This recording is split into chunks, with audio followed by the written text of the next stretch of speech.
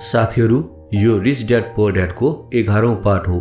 यो भन्दा अगाडि नै हाम्रो यस च्यानलमा रिच ड्याड पुअर ड्याडको 10 वटा पार्टहरू अलरेडी अपलोड भइसकेका छन्। यदि तपाईले ती 10 वटा पार्ट हेर्नुभएको छैन भने पहिले ती 10 वटा पार्ट हेरेर मात्रै यो पार्ट हेर्नुहोला। लिंक म माथि आई बटनमा र तल डिस्क्रिप्सनमा दिनेछु।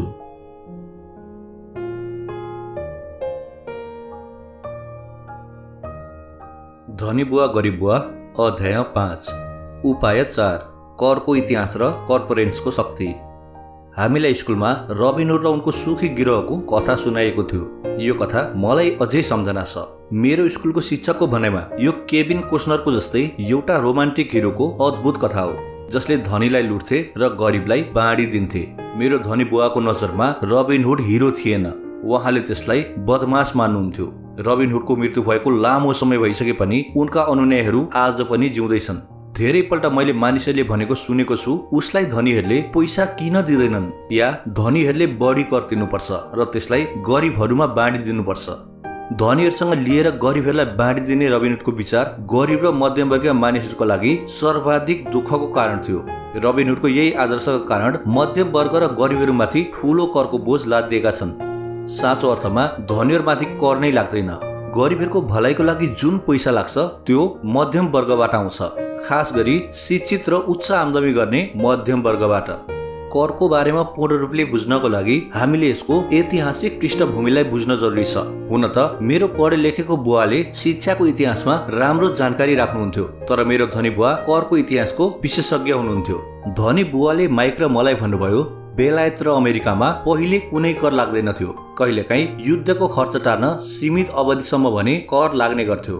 राजा या राष्ट्रपतिले मुखैले भनिदिन्थे, हरेकले उसको भनाइ अनुसार आफूले सहयोग गर्थे। फ्रान्समा 1779 देखि 1816 को बीचमा युद्धताका नेपोलियनले कर लगाएका थिए र अमेरिकामा 1861 देखि 1865 को बीचमा गृह युद्धको खर्च टार्न कर लगाइएको थियो। 1884 मा बेलायतमा आमदानी करलाई स्थायी रूपबाट लागू गरियो। 1913 मा संविधानको 16औं संशोधनको साथसाथै अमेरिकामा पनि आयकर स्थायी रूपले लागू गरियो। एक समय अमेरिकीहरू कर विरोधी थिए। बोस्टन हार्बरमा प्रसिद्ध टी पार्टीको घटना चियामाथि धेरै नै कर लगाएको कारण भएको थियो, जसबाट क्रान्तिकारी युद्धलाई बल पुगेको थियो। आमदानी करलाई जनताले सहज स्वीकार्न पनि बेलायत र अमेरिकामा लगभग 50 वर्षको समय लाग्यो। यी ऐतिहासिक तथ्याङ्कबाट हामी भन्न सक्दैनौँ कि दुवै अवस्थामा कर धनीहरूमाथि लगाएको थियो। माइक र मैले यो कुरालाई कहिले नबिर्सौँ भन्ने धनी बुवा चाहनुहुन्थ्यो। हामीलाई उहाँले प्रश्नाउनु भयो, कर सम्बन्धी विचार चाँडै लोकप्रिय भयो र धेरै जसोले यो विचारलाई आत्मसात गर्दै गए, किनकि उनीहरूलाई प्रश्नाइयो कि कर धनीलाई सजाय दिँदै गरिब र मध्यम वर्गीयलाई सहयोग गर्ने तन्त्र हो। त्यसकारण जनताले कर कानुनको समर्थनमा भोट हाले र वैधानिक बन्यो। हुन त यसको लक्ष्य धनीलाई दण्ड दिनु नै हो, तर यथार्थमा यसले तिनै मान्छेलाई दण्ड दिन पुग्छ जसले यसको समर्थन गरेका थिए, अर्थात् गरिब र मध्यम वर्गका मानिसहरूलाई नै। एकपटक सरकारले पैसाको स्वाद चाखिहाल्यो अनि उनीहरूको भोक झन झन बढ्दै गयो। धनी बुवाले भन्नुभयो, तिम्रो बुवा र म पूर्ण रूपले विरोधी हुँ। उनी एक सरकारी कर्मचारी हुन् र म एक पुँजीपति हुँ। हामीलाई विपरीत व्यवहारका कारण पैसा हात लाग्छ र हाम्रो सफलताको मापदण्ड पनि फरक फरक ढङ्गबाट मापन गरिन्छ। उनलाई पैसा खर्च गर्न र मानिसहरूलाई रोजगार दिनका लागि पैसा दिन्छ। उनले जति धेरै खर्च गर्छन् र जति धेरै मानिसलाई रोजगार दिन सक्छन्, उनको संगठन त्यति नै ठुलो हुँदै जान्छ। सरकारमा जति ठुलो उनको संगठन हुन्छ, उति नै सम्मान उनलाई गरिन्छ। अर्कोतिर मेरो संगठनमा म जति कम मानिसहरूलाई राख्छु र जति कम खर्च गर्छु, मेरो लगानीकर्ताले मलाई उति नै सम्मान गर्छन्। त्यसो हुँदा म सरकारी मानिसहरूलाई रुचाउँदिन। उनीहरूको लक्ष्य व्यवसायका धेरैसो मानिसको भन्दा केही फरक ढङ्गको हुन्छ। सरकारी कर्मचारीहरू जति जति बढ्छन्, उति उति उनीहरूलाई तलब दिनका लागि धेरै कर आवश्यकता पर्दछ। मेरो पढे लेखेको बुवाले सरकारले मानिसलाई सहयोग गर्नुपर्छ भन्ने कुरामा विश्वास गर्नुहुन्थ्यो। उहाँ जोन एफ केनेडीलाई मन पराउनुहुन्थ्यो, खास गरी पीस कार्टर्सको विचारसँग। उहाँ यस विचारलाई धेरै मन पराउनुहुन्थ्यो। मेरो आमा र बुवा दुवै पीस कार्टर्सका लागि काम गर्नुहुन्थ्यो। उहाँले मलेसिया, थाइल्यान्ड र फिलिपिन्स जाने स्वयंसेवकहरूलाई प्रशिक्षित गर्नुहुन्थ्यो। उनीहरूले सधैँ अतिरिक्त अनुदान र बजेट वृद्धि गर्ने कोसिस गर्दथे ताकि धेरै मानिसहरूलाई भर्ती गर्न सकियोस्। उहाँहरूले पीस कार्टर्समा जस्तै शिक्षा विभागको आफ्नो जागिरमा पनि यस्तै गर्नुहुन्थ्यो। यो उहाँहरूको काम नै थियो। जब म 10 वर्षको थिएँ त्यसै बेलादेखि मैले आफ्नो धनी बुवाबाट सुन्दै आएको छु, सरकारी कर्मचारीहरू अल्छी चोरहरूको गिरोह हो। मेरो गरिब बुवाबाट मैले सुनेको छु, धनीहरू लोभी र बदमाश हुन्छन्, तिनीहरूलाई बढीभन्दा बढी कर लिनुपर्छ। दुवै विचारहरूको पक्षमा तर्क दिन सकिन्छ। कसले सही भनिरहेको छ, कसको कुरामा मैले विश्वास गर्नुपर्ने हो छुट्याउन मेरो लागि मुस्किल थियो। किनकि एकातिर मैले सहरको सबभन्दा ठुलो उद्योगपतिहरू मध्येको एउटाको काम गरिरहेको थिएँ भने अर्कोतिर जब म घर आउँथेँ त्यहाँ मेरो गरिब बुवासँग बस्नु पर्थ्यो, जो एक प्रख्यात सरकारी नेता थिए। तर जब तपाईँ करको इतिहासलाई अध्ययन गर्नुहुन्छ अनि एउटा रोचक प्रसङ्ग अगाडि आउँछ। मैले पहिले भने कर लागू हुन सक्नुको कारण जनताले रबिनहुडको अर्थशास्त्रीय सिद्धान्तलाई विश्वास गर्दथ्यो, जुन सिद्धान्तले भन्दथ्यो धनीहरूबाट लिएर बाँकी सबैलाई बाँडिदेऊ। समस्या के थियो भने सरकारको पैसाको भोक यति बढ्दै गयो, चाँडै नै मध्यम वर्गमाथि पनि कर लगाउनु पर्ने बाध्यता आइलाग्यो। यसो हुँदै बिस्तारै बिस्तारै करको भार तलतिर बढ्दै गयो। अर्कोतिर धनीहरूले यसलाई अवसरको रूपमा लिए। उनीहरू ती नियमहरूसँग खेल्दैनन् जुन जनताहरू खेल्दछन्। जस्तो मैले पहिले नै भनिसके, धनीहरू पहिलेदेखि नै कर्पोरेसन्सको बारेमा जान्दथे, जुन पानीजहाजको बारेमा लोकप्रिय भएको थियो। धनीहरूले सामुद्रिक यात्रामा सम्पत्तिको जोखिम घटाउन आफ्नो सम्पत्तिलाई कर्पोरेसन्समा उपयोग गरे। धनीहरू प्रत्येक सामुद्रिक यात्राको लागि पैसा जुटाउनका लागि आफ्नो नयाँ कर्पोरेसन्समा लगाउँथे। फेरि यस कर्पोरेसन्सले नयाँ नयाँ ठाउँमा धनको खोजीका लागि जहाजीहरू भर्ना गर्दथे। यदि जहाज डुबेमा जहाजीहरूको ज्यान जान्थ्यो, तर धनीहरूलाई यति मात्र नोक्सान हुन्थ्यो, उनीहरूले सामुद्रिक यात्राको लागि दिएको पैसा डुब्दथ्यो। धनीहरू खेललाई कसरी खेल्छन्? कर्पोरेसन कानुनको ढाँचाको शक्तिको ज्ञानले नै धनीहरूलाई गरिब र मध्यमवर्गीयको तुलनामा निकै धेरै फाइदा हुन्छ। मलाई दुई बुवाहरूले ज्ञान दिनुभएको थियो, जसमध्ये एक समाजवादी थिए भने अर्का पुँजीपति। पुँजीपतिमा पैसाको ज्ञान धेरै छ भन्ने मैले चाँडै बुझेँ। पैसाको अज्ञानको कारणले समाजवादीहरूले अन्त्यमा आफैलाई सजाय दिन्छन् भन्ने मलाई लाग्यो। धनीहरूबाट असुल भन्ने नारा लगाउने भिडले जति जोडले दबाब दिए पनि धनीहरूले सधैँ आफू जित्ने बाटो खोजिहाल्छन्। यसै कारण अन्त्यमा कर मध्यम वर्गमाथि आइलाग्यो। धनीहरूले बुद्धिजीवीहरूलाई आफ्नो बुद्धिले हराइदिए, किनकि उनीहरूले पैसाको शक्तिलाई जान्दथे र यस विषयलाई स्कुलमा पढाइदैन। धनीहरूले बुद्धिजीवीहरूलाई कसरी हराए? एकपल्ट धनीहरूबाट असुलको कानुन पारित भयो। यसबाट सरकारी ढुकुरीमा पैसा आउन थाल्यो। पहिले त मानिसहरू यस कुराबाट खुसी भए। यो पैसा सरकारी कर्मचारीहरू र धनीहरूलाई दिन थालियो। सरकारी कर्मचारीसँग यो पैसा जागिर र पेन्सनको रूपमा गयो। धनीहरूलाई भने यो पैसा उनीहरूको कल कारखाना सञ्चालनका लागि पाउने गरी सरकारी अनुदान वा लगानी वा बैंक मार्फत आयो। सरकारसँग सारा पैसा थियो, तर त्यो पैसा कसरी व्यवस्थापन गर्ने भन्ने समस्या थियो। त्यसमा कुनै रिसर्कुलेसन थिएन। अर्को शब्दमा सरकारी नीति अनुसार यदि तपाईँ सरकारी कर्मचारी हुनुहुन्छ भने पैसा बचेको तपाईँ रुचाउनुहुन्न। यदि तपाईँले आफ्नो लागि आरक्षित फन्डलाई खर्च गर्न सक्नुहुन्न भने तपाईँलाई आउँदो बजेटमा उति पैसा आउने छैन।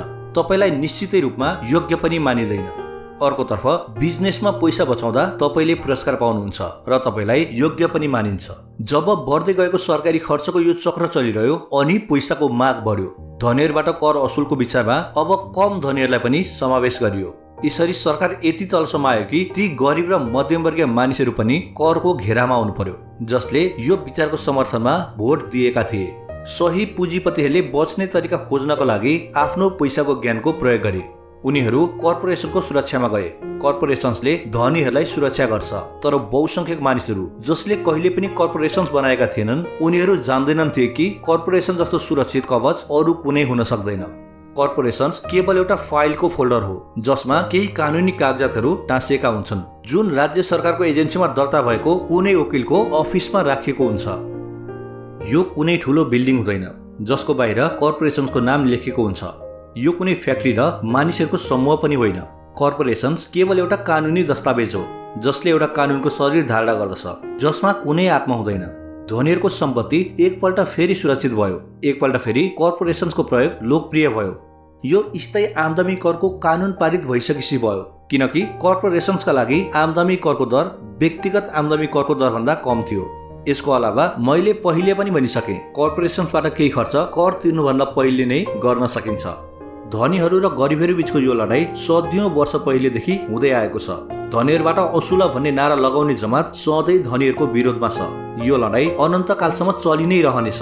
समस्या के छ भने हार्नेहरूसँग ज्ञानको कमी छ। हरेक बिहान उठेर तयार हुँदै अफिसमा कडा परिश्रम गर्ने र त्यसको लागि कर तिर्ने मानिसहरू नै हार्नेवाला मानिसहरू हुन्। यदि उनीहरूले धनीहरूले कसरी पैसाको खेल खेल्छन् भन्ने जान्न सके, उनीहरू पनि यस खेललाई त्यसरी नै खेल्न सक्छन्। उनीहरू पनि स्वतन्त्र भई धनी बन्न सक्छन्। जब कसैले आफ्नो सन्तानलाई स्कुल जाऊ ताकि सुरक्षित जागिर पाउन सक भनेको सुन्नासाथ म तर्सन्छु। जुन कर्मचारीहरूसँग पैसाको ज्ञान हुँदैन उनीहरू बच्न सक्दैनन्, चाहे जागिर जति नै सुरक्षित किन नहोस्। औसत अमेरिकी मानिसहरू आज सरकारको लागि 5 देखि 6 महिनासम्म काम गर्छन् ताकि कर तिर्नका लागि पैसा जम्मा गर्न सकियोस्। मेरो विचारमा यो समय निकै बढी हो। तपाईँ जति धेरै मेहनत गर्नुहुन्छ तपाईले सरकारलाई उति नै धेरै कर तिर्नुपर्छ। त्यसकारण मेरो विचारमा धनीहरूबाट असुल भन्ने नारा तिनै मानिसहरूको लागि महँगो साबित हुन पुग्यो जसले यसको समर्थनमा भोट हालेका थिए। हरेक पल्ट मानिसहरू धनीहरूलाई सजाय दिने कोसिस गर्दछन्। धनीहरू चुपचाप सहेर बस्दैनन्, बरु उनीहरूले फर्केर हमला गर्दछन्। उनीहरूसँग पैसा, शक्ति र लक्ष्य हुन्छ जसको भरमा उनीहरूले समस्यालाई अवसरमा बदल्न सक्छन्। उनीहरू चुपचाप सहेर स्वेच्छापूर्वक कर बुझाउँदैनन्। उनीहरू यस्तो बाटो पहिलाउँछन् जसबाट कम भन्दा कम करको भार परोस्। यसको लागि उनीहरू बाठो र स्मार्ट वकिलहरूको तथा अकाउन्टेन्टहरूको सेवा लिन्छन् र राजनेताहरूलाई कानुन बदल्न या कानुन बचाउको बाटो बनाउन मनाउँछन्। उनीहरूसँग परिवर्तन गराउनका लागि आवश्यक पूर्वाधारहरू हुन्छन्। अमेरिकाको कर कानुनले पनि करबाट बच्नको लागि कयौं ढोकाहरू खोलिदिएको छ, तर यसको फाइदा सामान्यतया धनी मानिसहरूले नै उठाउँछन् किनकि उनीहरूले आफ्नो कामसँग मतलब राख्छन् र यसको खोजी गर्छन्। उदाहरणका लागि लोकप्रिय शब्द 1031 इन्टरनल रेभिन्यू कोडको अनुच्छेद 1031 को संक्षिप्त रूप हो, जसबाट रियल इस्टेट बेच्नेले कर बुझाउन ढिलो गर्ने मौका पाउँदछन् यदि उसले धेरै महँगोमा रियल इस्टेट किन्छ र किनबेचमा फाइदा लिँदैन भने। रियल इस्टेट एउटा यस्तो पुँजी लगानी हो जसले धेरै कर सम्बन्धी फाइदा दिन्छ। जब तपाईले कम मूल्यको सम्पत्ति बेच्नुहुन्छ र उच्च मूल्यको सम्पत्ति किन्नुहुन्छ भने तपाईले तबसम्म कर तिर्नु पर्दैन जबसम्म तपाईले त्यसलाई नगद नै राख्न चाहनुहुन्न। जुन मानिसहरूले कानुनले दिएको यो कर छुटको फाइदा उठाउँदैनन् उनीहरूले सम्पत्तिवाला कोलमलाई बनाउने महत्त्वपूर्ण मौका गुमाउँदछन्। गरिब र मध्यमवर्गीयहरूसँग यतिका संसाधनहरू हुँदैनन्। उनीहरू चुपचाप बसिरहन्छन् र सरकारी सेवालाई आफ्नो पाखुरामा घोप्न दिन्छन् र रक्तदानको अनुमति दिइहाल्छन्। आज म धेरै कर तिर्नेहरू र कम छुट लिने मानिसहरूको संख्यादेखि स्तब्ध भइरहेको छु। उनीहरू सरकारसँग डराउनाले मात्र यस्तो भइराखेको छ। मलाई थाहा छ सरकारी कर अधिकृत कति डरलाग्दो हुन्छ। मेरा केही साथीहरू छन् जसको व्यवसाय बन्द भएको छ, त्यसको लागि सरकार दोषी छ। मलाई यो सबै थाहा छ, तर जनवरीदेखि मेको पहिलो हप्तासम्म सरकारको लागि काम गर्नु एउटा ठूलो मूल्य हो जुन हामीले करको डरले चुकाउँछौँ। मेरो गरिब बुवाले कहिले पनि फर्केर हमला गर्नु भएन। मेरो धनी बुवाले पनि यस्तो गर्नु भएन। उहाँले मात्र खेललाई चलाखीपूर्ण तरिकाले खेल्नुभयो र उहाँले त्यो चलाखी कर्पोरेसन्सको माध्यमले गर्नुभयो जुन धनीहरूको सबैभन्दा ठूलो रहस्य हो। धनी बुवाबाट मैले पहिला सिकेको उपाय तपाईलाई थाहै होला। म 9 वर्षको बच्चा थिएँ र मैले उहाँसँग कुरा गर्नको लागि लामो समयसम्म प्रतीक्षा गर्नु परेको थियो।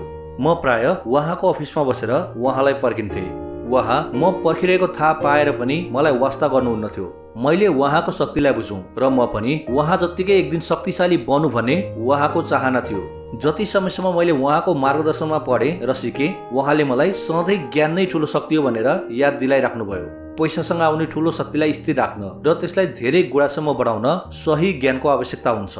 त्यस ज्ञान बिना संसारले तपाईलाई यताउता धकेलिरहन्छ। धनी बुवाले माइक र मलाई सधैँ सम्झाउने गर्नुहुन्थ्यो, सबैभन्दा डरलाग्दो मान्छे बोस वा सुपरभाइजर नभई बरु कर असुलकर्ता हुन्छ। यदि तपाईले उसलाई मौका दिनुभयो भने कर असुलकर्ताले सधैँ तपाईबाट बढीभन्दा बढी असुल गर्नेछ। पैसाले मेरो लागि काम गरोस्, न कि म पैसाको लागि काम गरौँ। मेरो यो पहिलो उपाय वास्तवमा शक्तिको बारेमा छ। यदि तपाईले पैसाको लागि काम गर्नुहुन्छ भने तपाईले शक्ति आफ्नो बोसको हातमा सुम्पिनुहुन्छ। यदि तपाईको पैसाले तपाईको लागि काम गर्दछ भने तपाईले शक्तिलाई आफूसँग राख्नुहुन्छ र त्यसलाई नियन्त्रण गर्नुहुन्छ। एकपल्ट हामीलाई हाम्रो लागि काम गर्ने पैसाको शक्तिको ज्ञान भइसकेपछि हामी पैसाको व्यवहार गर्ने स्मार्ट भई हामीलाई डराउन प्रेरित गर्ने मानिसहरूबाट पन्छिने उपायहरूको खोज गरिहाल्नुपर्छ। यसको लागि तपाईलाई कानुनको ज्ञान हुनुपर्दछ, साथै सिस्टमले कसरी काम गर्दछ भन्ने कुराको पनि ज्ञान हुनुपर्दछ। यदि तपाईमा ज्ञान छैन भने तपाईलाई सजिलै डर देखाउन सकिन्छ। यदि तपाईले के कुरा गरिरहनु भएको छ भन्ने जान्नुहुन्छ भने बच्नको लागि तपाईसँग मौका हुन्छ। त्यसैले धनी बुवाले स्मार्ट कर अकाउन्टेन्ट्स र वकिलहरूलाई धेरै तलब दिनुहुन्थ्यो। वकिलहरूलाई तलब दिनु सरकारलाई कर दिनुभन्दा सस्तो थियो। मेरो लागि उहाँको एउटै सूत्र वाक्य थियो, स्मार्ट बन किनकि तिमीलाई यताउति धक्का दिन नसकियोस्। मैले जिन्दगीभर यसलाई अपनाएको छु। उहाँले कानुन जान्नुहुन्न थियो र त्यसलाई नजान्नाले त्यसको महँगो मूल्य चुकाउनु पर्दथ्यो। यदि तपाईँ सही हुनुहुन्छ र तपाईँले जान्नुभएको छ भने तपाईँले डटेर सबैको सामना गर्न सक्नुहुन्छ, चाहे तपाईँको द्वन्द्व रबिनहुड र त्यसको गिरोहसँग नै किन नहोस्। मेरो पढे लेखेका बुवाले कुनै राम्रो कर्पोरेसन्समा मैले जागिर खोजे हुन्थ्यो भनेर सधैँ जसो प्रोत्साहित गर्नुहुन्थ्यो। उहाँ मलाई कर्पोरेट सिँढीमा चढी प्राप्त हुने राम्रा कुराहरूको बारेमा सुनाउनुहुन्थ्यो। कर्पोरेट नियुक्तिबाट प्राप्त हुने चेकमा पूर्ण रूपमा निर्भर नहुँदा म जति बेला पनि दुहोन सकिने एउटा दुधालु गाई समान हुन्छु भन्ने उहाँले बुझ्न सक्नुहुन्थेन। जब मैले धनी बुवालाई आफ्नो बुवाले दिनुभएको सल्लाहको बारेमा बताएँ, उहाँ हाँस्न थाल्नुभयो। उहाँले यति मात्र भन्नुभयो, सिँढीको मालिक नै चाहिँ किन नबन्ने। आफ्नो कर्पोरेसन्सको मालिक हुनुमा धनी बुवाको नियत के थियो मैले बाल्यकालमा बुझ्न सकेको थिइनँ। यो एउटा असम्भव र डरलाग्दो विचार थियो। हुन त म यस विचारबाट रोमाञ्चित थिएँ, तर कम उमेर भएकाले मैले यस सम्भावनामाथि विचार गर्न नै सकिरहेको थिइनँ। मलाई लाग्दैन थियो कि कुनै दिन युवाहरू मेरो कम्पनीमा काम गर्नेछन्। यदि धनी बुवा नभइदिएको भए मैले निर्विवाद आफ्नो पढे लेखेको बुवाको सल्लाह पालन गरिरहेको हुन्थेँ। धनी बुवाले बारम्बार सम्झना गराइरहनाले नै मेरो आफ्नो कर्पोरेसनको विचार जीवित रह्यो र यसले मलाई अलग बाटोमा हिँडाइरह्यो। जब म 15 या 16 वर्षको भएँ त्यस बेलादेखि नै मेरो पढे लेखेको बुवाले देखाउनु भएको बाटोमा हिँड्नुहुन्न भन्ने मैले जानिसकेको थिएँ। मैले त्यसलाई व्यवहारमा कसरी उतार्ने छु जान्दिन थिएँ, तर मैले दृढ निश्चय गरिसकेको थिएँ कि म भिडको साथमा हिँड्ने छैन, मेरा सहपाठीहरू जाँदै गरेको दिशातिर जाने छैन। यस निर्णयले मेरो जिन्दगी नै बदलिदियो। 25 वर्षको हुँदासम्म पनि मैले धनी बुवाको सल्लाह पूर्ण रूपले बुझ्न सकेको थिइनँ। मैले हालसालै मरिन कर्प्स छाडेको थिएँ र म फोटोकपी मेसिन कम्पनीको लागि काम गर्दै थिएँ। मैले धेरै पैसा पाइरहेको हुँदाहुँदै पनि जतिखेर मैले आफ्नो तलबको चेक हेर्थेँ म सधैँ निराश हुन्थेँ। कटौतीहरू धेरै हुन्थ्यो। जब म धेरै सफल हुन लागेँ अनि मेरो वरिष्ठ बोसले मेरो बढुवा गर्ने र तलब बढाइदिने कुरा गर्न थाले। यो सुन्दा राम्रो लागे पनि मेरो कानमा आफ्नो धनी बुवाको आवाज गुन्जिरह्यो, तिमीले कसको लागि काम गरिरहेको छौ, तिमीले कसलाई धनी बनाइरहेको छौ। 1994 मा फोटोकपी मेसिन उत्पादक कम्पनीको कर्मचारी हुँदा नै मैले आफ्नो पहिलो कर्पोरेसन बनाएँ र आफ्नो काममा मतलब राख्न सुरु गरिहालेँ। पहिलेदेखि नै मेरो सम्पत्तिवाला कोलममा केही सम्पत्ति थियो, अब त्यसलाई बढाउनु पर्छ भन्ने मैले ठानिसकेको थिएँ। कटौतीवाला तलबलाई हेर्दा हेर्दै मैले धनी बुवाको सल्लाहमा समझदारी देखिसकेको थिएँ। मैले आफ्नो पढे लेखेको बुवाको सल्लाह उचित माने भने मेरो भविष्य कस्तो हुन्छ स्पष्ट देखिसकेको थियो। धेरै नियोक्तावालाहरू यदि आफ्नो कर्मचारीले आफ्नै मात्रै काममा ध्यान दिन्छन् भने उनीहरूलाई राम्रो रूपले लिँदैनन्। यसो गर्दा उनीहरूको व्यवसायको लागि राम्रो हुँदैन। मलाई विश्वास छ यस्तो केही मानिससँग हुन सक्छ, तर मेरो हकमा यस्तो हुने थिएन। एकपल्ट मैले आफ्नो काममा मतलब राख्दा पनि म एउटा राम्रो कर्मचारी उत्तिकै रहेँ। मेरो अगाडि अब एउटा लक्ष्य थियो। म बिहान चाँडै आउँथेँ र मेहनत साथ काम गर्थेँ। यसबाट धेरैभन्दा धेरै पैसा कमाउन सकियोस्, किनकि त्यसलाई रियल इस्टेटमा लगाउनु थियो। हवाईमा त्यस्ताका तीव्र रूपमा मूल्य वृद्धि हुँदै गएको थियो। त्यहाँ आफ्नो भाग्य चम्काउन सकिने अवस्था थियो। त्यहाँ जति धेरै लगानीको सम्भावनाहरू म देख्थेँ त्यति नै धेरै फोटोकपी मेसिनहरू पनि मैले बेचेँ। मैले जति बढी मेसिन बेचेँ त्यति नै बढी मैले पैसा पाएँ र मेरो तलबी चेकबाट त्यति नै बढी कटौतीहरू पनि भए। यो मेरो लागि प्रेरणादायक थियो। म कर्मचारी बन्ने जालबाट बाहिरिन चाहन्थेँ र म कम मेहनत गर्नुको साटो अझै बढी मेहनत गर्थेँ। 1978 सम्ममा सर्वोत्कृष्ट 5 सेल्सम्यान मध्ये म पनि एक थिएँ, प्राय नम्बर 1। म मुसादोडबाट जतिसक्दो बाहिर निस्किनको लागि हतारिएको थिएँ। 3 वर्षभन्दा पनि कम समयमा मैले फोटोकपी मेसिनको तुलनामा आफ्नो कर्पोरेसन्सबाट निकै धेरै पैसा कमाइरहेको थिएँ। मेरो कर्पोरेसन्सको उद्देश्य रियल इस्टेटमा लगानी गर्नु थियो। त्यो पैसा जुन मैले आफ्नो कर्पोरेसन्समा आफ्नो सम्पत्तिवाला कोलम बढाइरहेको थिएँ त्यसले मेरो लागि काम गरिरहेको थियो। मैले करियर बेच्नका लागि ढोका ढकढकाउनु पर्ने आवश्यकता थिएन। धनी बुवाको सल्लाह धेरै बुद्धिमानी लागिरहेको थियो। छिट्टै नै मेरो सम्पत्ति बढाउने नगद प्रवाह पनि धेरै भयो। मेरो कम्पनीले मेरो लागि पहिलो कार किनिदियो। फोटोकपी मेसिन उत्पादक कम्पनीका मालिकलाई लाग्यो मैले आफ्नो कमिसनलाई बेचेँ, तर मैले यस्तो गरिरहेको थिइनँ। मैले आफ्नो कमिसनलाई सम्पत्तिवाला कोलममा लगानी गरिरहेको थिएँ। मेरो पैसाले अरू धेरै पैसा कमाउनको लागि कडा मेहनत गरिरहेको थियो। मेरो सम्पत्तिवाला कोलमको हरेक डलर एउटा राम्रो कर्मचारी जस्तै थिए, जसको कडा परिश्रमको कारण अरू धेरै कर्मचारीहरू तयार हुन्थे। उनीहरू सबै मिलेर आफ्नो बोसलाई नयाँ कार उपहारको रूपमा दिन्थे र त्यो पनि कर बुझाउनुभन्दा पहिले नै। मैले फोटोकपी मेसिनको लागि धेरै कडा मेहनत गर्न सुरु गरिदिएँ। मेरो योजना सही ढङ्गबाट चलिरहेको थियो र मेरो कार नै यसको जिउँदो प्रमाण थियो। आफ्नो धनी बुवाबाट सिकेको उपायको कारण नै म त्यस मुसादोडको संज्ञाबाट बाहिर निस्कन सफल भएँ र कम उमेरमा नै एउटा नियोक्ता बनिसकेको थिएँ। यो पैसाको ज्ञानले नै सम्भव भएको थियो। यस वित्तीय ज्ञान जसलाई म लगानीको प्रमुख सूत्र भन्छु। बिना आर्थिक स्वतन्त्रताले मेरो बाटोमा धेरै नै समस्या आउन सक्थ्यो होला। अब मैले मेरो आर्थिक सेमिनारहरूमा अरूलाई आफ्नो ज्ञान बाँड्न सकु भन्ने आशाका साथ सिकाउने गर्दछु। जब म लेक्चर दिन्छु उनीहरूलाई हमेसा भन्ने गर्छु कि लगानीको प्रमुख सूत्र विशेषज्ञताको 4 ठूलो क्षेत्रबाट आएको ज्ञानबाट बनेको हुन्छ। नम्बर 1 हो लेखा। यसलाई म लगानीको साक्षरता भन्दछु। यदि तपाईँ साम्राज्य बनाउन चाहनुहुन्छ भने यो धेरै महत्त्वपूर्ण दक्षता हो। तपाईँ जति धेरै धनको जिम्मेदारी हुनुहुन्छ त्यति नै धेरै सूक्ष्मताको जरुरी हुन्छ, नत्र भने तपाईँको साम्राज्य तासको महल जस्तै भत्ताभुङ्ग हुन्छ। यो बायाँ मस्तिष्कको खेल हो जसलाई वर्णन या विश्लेषणको आवश्यकता पर्दछ। लगानीको साक्षरता त्यो योग्यता हो जसको सहाराले फाइनेन्सियल स्टेटमेन्ट पढ्न र बुझ्न सकिन्छ। यस योग्यताले तपाईँ कुनै पनि व्यवसायको कमजोरीहरू र बलियो आधारहरूलाई चिन्न सक्नुहुन्छ। नम्बर 2 हो लगानी, जसलाई म पैसाले पैसा बनाउने विज्ञान भन्दछु। यसमा तरिकाहरू, रणनीतिहरू र सूत्रहरूको आवश्यकता हुन्छ। यो मस्तिष्कको दायाँ वा रचनात्मक भाग हो। नम्बर 3 हो बजारको ज्ञान, माग र पूर्तिको विज्ञान। बजारको व्यवस्थापन सम्बन्धी भागलाई जान्न जरुरी छ, जुन भावनाहरूद्वारा सञ्चालित हुन्छ। 1996 मा क्रिसमसको बेलामा टिक्लमी एल्मो डालको प्रकरण पनि व्यवस्थापन या भावनाहरूद्वारा सञ्चालित बजारको उदाहरण हो। बजारको दोस्रो तत्त्व लगानीको मूलभूत या आर्थिक ज्ञान हो। के कुनै लगानीमा बुद्धिमानी हुन्छ या वर्तमान बजारको परिस्थितिको हिसाबले लगानी गर्नु बेवकुफी हुन्छ? धेरै मानिसहरूको सोचाइमा बजारलाई बुझ्न या लगानीका अवधारणाहरू बालबालिकाहरूले बुझ्न सक्दैनन्, किनकि यो जटिल हुन्छ। बालबालिकाहरूले यी विषयहरूलाई अनुभूतिबाट बुझ्न सक्छन् भन्ने उनीहरू जान्दैनन्। जो मानिसहरू एल्मो डालबाट अपरिचित छन् उनीहरूको लागि यो सिसम स्ट्रिट चरित्र हो, जसलाई क्रिसमस भन्दा पहिले केटाकेटीहरूले लगभग यसलाई सबैभन्दा माथि राखेका थिए। क्रिसमसको लागि यसको विज्ञापन गरिसकेपछि जब यो बजारबाट गायब भयो अनि धेरैले सोच्न थाले कि कम्पनीले जान बजारमा यसको अभाव सिर्जना गरेको हो। यसको माग धेरै थियो र पूर्ति कम थियो, त्यसैले बजारमा हारालुसको अवस्था सिर्जना भयो। स्टोर्समा किन्नका लागि कुनै खेलौना बसेन। दोकानदार र खेलौना बनाउनेहरूले यसबाट नाफा हुने प्रशस्त सम्भावना देखे। जसले डल पाएको थिएन ती दुर्भाग्यशाली अभिभावकहरूले क्रिसमसको लागि उनीहरूको खेलौना किन्नको लागि बाध्य भए। यो डलको अविश्वसनीय लोकप्रियताको कारण मैले बुझ्न सकिनँ, तर यो माग र पूर्ति सम्बन्धी अर्थशास्त्रको राम्रो उदाहरण हो। यही कुरा स्टक, बन्ड र रियल इस्टेटमा पनि लागू हुन्छ। नम्बर 4 हो कानुन। उदाहरणका लागि अकाउन्टिङ, लगानी र बजार व्यवस्थापनको दक्षताको सहाराले कर्पोरेसन्सको प्रयोगमा विस्फोटक वृद्धि प्रदान गर्न सकिन्छ। कुनै पनि मानिस जसलाई कर्पोरेसन्सद्वारा दिइने कर, फाइदा र सुरक्षाको ज्ञान हुन्छ उसले तीव्र गतिले प्रगति गर्न सक्छ, धनी बन्न सक्छ। जुन कुनै कर्मचारी या लघु व्यवसायको मालिकको लागि यो सम्भव छैन। यसबीच पैदल हिँड्ने र उड्ने जत्तिकै फरक छ। जब हामी यसलाई दीर्घकालीन सम्पत्तिको सन्दर्भमा हेर्छौँ भने यो धेरै फरक हुन जान्छ। 1 कर लाभ।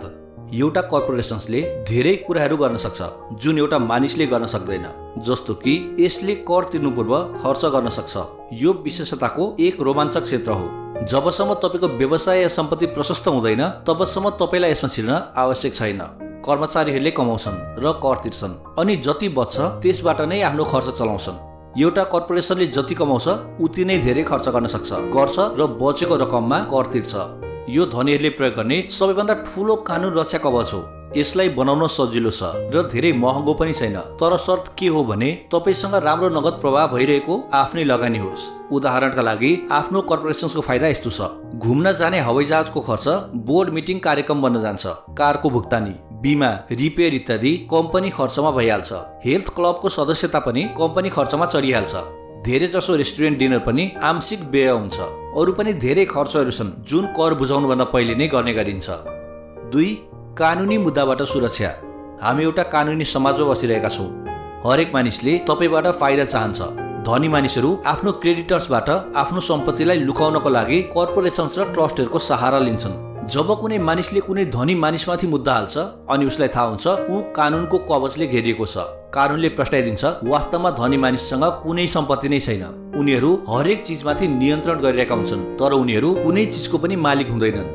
गरिब र मध्यम वर्गकाहरू हरेक चिजको मालिक बन्ने कोसिस गर्दछन्। त्यसकारण जब उनीहरूमाथि उजुरी हालिन्छ अनि उनीहरूले सरकार या आफ्नो साथी नागरिकका हातमा आफ्नो सम्पत्ति तिलाञ्जली दिन पुग्छन्। उनीहरूले रबिन हुडको कथाबाट सिकेका छन्, धनीहरूबाट असुल, गरिबहरूलाई बाँडी देऊ। कर्पोरेसन्स बनाउने तरिकाहरू बताउनु यो पुस्तकको लक्ष्य होइन। तर मेरो भनाइ, यदि तपाईसँग कुनै प्रकारको वैध सम्पत्ति छ भने तपाईँ जतिसक्दो चाँडो कर्पोरेसनबाट प्राप्त हुने फाइदा र सुरक्षाको बारेमा सिक्नुहोस्। यसबारेमा थुप्रै पुस्तकहरू लेखेका छन् जसले यी फाइदाहरूको बारेमा विस्तारपूर्वक बताउँछन्। कर्पोरेसन बनाउनका लागि आवश्यक सिँढीहरूको बारेमा पनि बताउँछन्। एउटा पुस्तक अध्ययन गर्न धेरै उपयुक्त छ जसको शीर्षक छ थिङ्क एन्ड ग्रो रिच, अर्थात् सोच्नुहोस् र धनी बन्नुहोस्। फाइनेन्सियल आइक्यू वास्तवमा विशेष कुशलता र गुणको मेल हो। म त यही भन्छु कि यी माथि उल्लेखित 4 व्यवस्थापन दक्षताहरूको समन्वय हो जुन मूलभूत फाइनेन्सियल ज्ञानको आधार हो। यदि तपाईँ प्रशस्त पैसा कमाउन चाहनुहुन्छ भने यी दक्षताहरूको समन्वयले तपाईँमा फाइनेन्सियल ज्ञान धेरै नै बढ्नेछ। संक्षेपमा, कर्पोरेसन्सका मालिक यानि कि धनीहरू 1 कमाउँछन्, 2 खर्च गर्दछन्, 3 कर बुझाउँछन्। कर्पोरेसनमा काम गर्ने कर्मचारीहरू 1 कमाउँछन्, 2 कर बुझाउँछन्, 3 खर्च गर्छन्। तपाईँको सम्पूर्ण फाइनेन्सियल रणनीतिको लागि हामी तपाईँलाई सम्पत्तिको चारैतिर कर्पोरेसन रूपी कवचले ढाक्ने सल्लाह बढिदिन्छौँ।